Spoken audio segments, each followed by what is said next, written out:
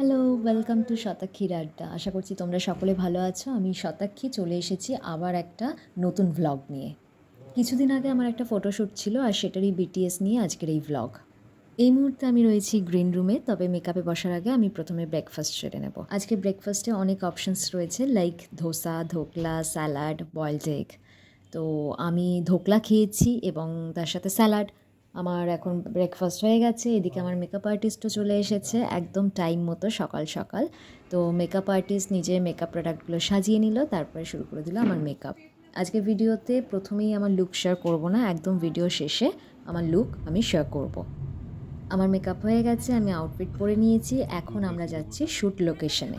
হ্যাঁ, ঠিকই গেস করেছো, এটা গঙ্গার ঘাট, এটা আলমবাজার ঘাট। আজকে এই ঘাটেই আমাদের শ্যুট রয়েছে।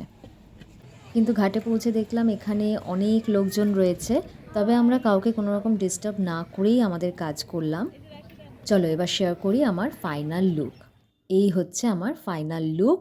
যেহেতু এটা আগমনী শ্যুট, তো সেই জন্য আমাকে একদম লাল পাড় সাদা শাড়ি আট পৌরে করে পরানো হয়েছে, আর তার সাথে ফ্লাওয়ার জুয়েলারি পেয়ার করা হয়েছে।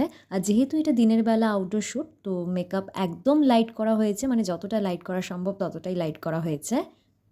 আমার লুকটা কেমন লাগছে তোমরা অবশ্যই কমেন্ট করে জানিও।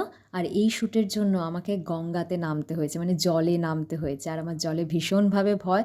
তো আমি প্রথমে ভাবছিলাম আমি জলে নামবো না, কিন্তু তারপরে দেখলাম যে না, জলে তো নামতেই হবে শ্যুটটা করার জন্য। তো ঠাকুরের নাম নিয়ে আমি জলে নেমে পড়লাম, এবং প্রথমে একটু ভয় হচ্ছিল, কিন্তু তারপর শর্ট দিতে দিতে ভয়টা কেটে গেছিলো। তো এই হচ্ছে পুরো ভিডিওটা, কেমন লাগলো জানিও। যদি ভালো লাগে তাহলে লাইক কমেন্ট করে দিও। আর এরকম আরও অনেক ভিডিও দেখার জন্য শতাক্ষীর আড্ডা চ্যানেলটিকে সাবস্ক্রাইব করে দিও। পুজো সকলে ভালো কাটাও, সকলে ভালো থাকো, সকলকে ভালো রাখো। দেখা হবে আবার অন্য একটা ভিডিওতে।